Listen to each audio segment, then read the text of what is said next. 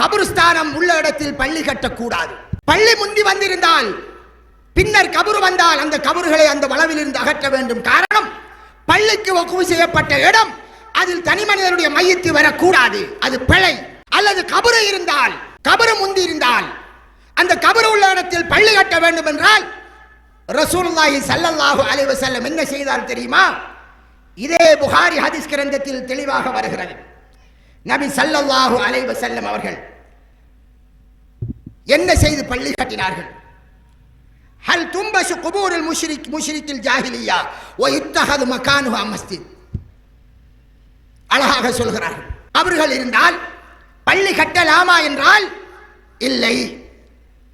அதற்கு என்ன சொல்கிறார்கள்?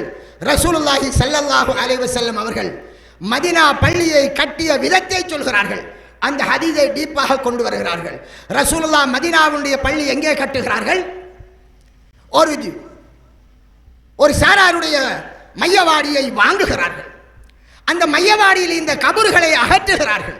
அதை தோண்டி தோண்டி அகற்றிவிட்டு நிலத்தை செவ்வனே அழகாக அழகுபடுத்திவிட்டு அதிலே தான் ரசூலுல்லாஹ் பள்ளியை கட்டினார்கள். கபர் இருந்தால் அதை அகற்றிவிட்டு பள்ளியை கட்ட வேண்டும். இல்லை, பள்ளி இருந்தால் அந்த இடத்தில் கபரை கட்டக்கூடாது, கபரை கொண்டு வரக்கூடாது. ஆனால் தான் இமாம் புகாரி ரஹ்மஹுல்லாஹ் அவர்கள் எங்களுக்கு ஹதீஸை அடக்குகிறார்கள். ரசூலுல்லாஹி ஸல்லல்லாஹு அலைஹி வஸல்லம் அவர்களுடைய மனைவியர்கள், நபி ஸல்லல்லாஹு அலைஹி வஸல்லமுடைய மனைவியர்கள் உம்மு சலமா, உம்மு ஹபீபா ரலியல்லாஹு அன்ஹுமா, இரண்டு பேரும் நபியலாவுடைய காலத்திலே அபிசீனியாவுக்கு அனுப்பப்பட்டார்கள், ஹிஜ்ரத் சென்றார்கள். அந்த இரண்டு பேரும் ஹிஜ்ரத் செய்து மதீனாவுக்கு பிற்காலத்தில் வருகிறார்கள். அவர்கள் மதீனாவிலே ரசூலுல்லாஹ்விடம் வந்து என்ன கூறுகிறார்கள்? ஒரு விடயத்தை சொல்கிறார்கள். அல்லாஹ்வின் தூதரே, நாங்கள் அபிசீனியாவிலே கிறிஸ்தவர்களின் தேவாலயங்கள், வணக்க ஸ்தலங்களை பார்த்தோம். அதிலே சிலருடைய உருவங்கள் இருந்தது என்று சொல்கிறார்கள். அதற்கு ரசூலுல்லாஹி ஸல்லல்லாஹு அலைஹி வஸல்லம் என்ன சொன்னார்கள்? அதை கேளுங்கள். புகாரி கிரந்தத்தில் வரக்கூடிய ஹதீஸ். என்ன சொன்னார்கள் தெரியுமா? அவர்களிலே ஒரு நல்ல மனிதர் மரணித்தால், சாலிஹான மனிதர் மரணித்தால், அவர் மரணித்து அடக்கப்பட்ட இடத்திலே பள்ளிவாயலை எடுத்துக்கொள்வார்கள். இதை ரசூலுல்லாஹி ஸல்லல்லாஹு அலைஹி வஸல்லம் சொல்லிவிட்டு ஃபௌலாயிக ஷிராருல் ஹல்கி இந்தல்லாஹ், இவர்கள்தான் அல்லாஹ்விடத்திலே மறுமை நாளையில் கெட்டவர்கள். யாராம்? புகாரி கிரந்தத்தில் வரக்கூடிய ஹதீஸ் முஸ்லிம் கிரந்தத்திலே வருகிறது. முஸ்லிம் கிரந்தத்திலே இந்த ஹதீஸை எழுதிய பின்னர் உங்களுடைய இமாம் நாவி ரஹ்மத்துல்லாஹி அவர்கள் அதனுடைய விரிவுரையிலே அழகாக சொல்கிறார்கள். என்ன சொல்கிறார்கள்? இமாம் ஷாபி ரஹ்மத்துல்லாஹ் அவர் கூறியிருக்கிறார், அவர் கண்டதை சொல்கிறார். ஆங்காங்கே கபறுகளை கட்டினால் அன்றிருந்த இஸ்லாமிய ஆட்சியாளர்கள் இதை உடைத்து விடுமாறு சொல்லுவார்கள். நான் அதை பார்த்திருக்கிறேன். ஏனென்றால் ரசூலுல்லாஹி ஸல்லல்லாஹு அலைஹி வஸல்லம் அவர்கள் அவ்வாறு கட்டக்கூடாது என்பதை வலியுறுத்தி சொன்னதால் அழகாக சொன்னார்கள். அன்புக்குரிய சகோதரி, ஆனால் இன்று என்ன நடக்கிறது? பள்ளிவாயல் என்றால் அவ்விடத்தில் கபறு வருகிறது. பள்ளிவாயல் இருக்கக்கூடிய இடம் அல்லாஹ்வுக்காக வக்ஃபு செய்யப்பட்ட இடம். அல்லாஹ்விற்காக வக்ஃபு செய்யப்பட்ட இடத்தில் கபறு வரக்கூடாது.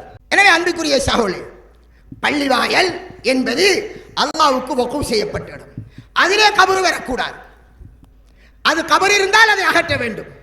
அதுதான் இமாம்கள் சொன்ன தீர்ப்பு, அதுதான் இஸ்லாம் கூறிய தீர்ப்பு, அதுதான் மார்க்கம் சொன்னது.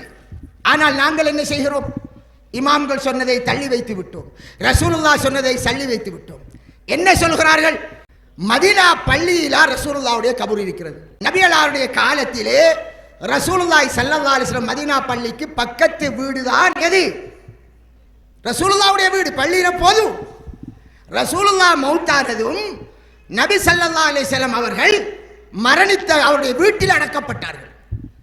பள்ளியில் அடக்கப்படவில்லை. அதோடைய சொந்த வளவு, அவருக்குரிய ஹக்கு.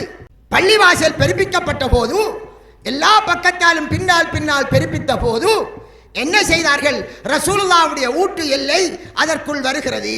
மக்கள் அதிகமாக அதிகமாக அதிகமாக அதிகமாக இடம் இல்லை. இன்றும் ஒவ்வொரு வருடம் அல்லது 5 வருடத்துக்கு ஒருக்காக அல்லது 10 வருடத்துக்கு ஒருக்காக எத்தனை பில்டிங்கள் உடைக்கப்படுகிறது, ஹோட்டல்கள் உடைக்கப்படுகிறது.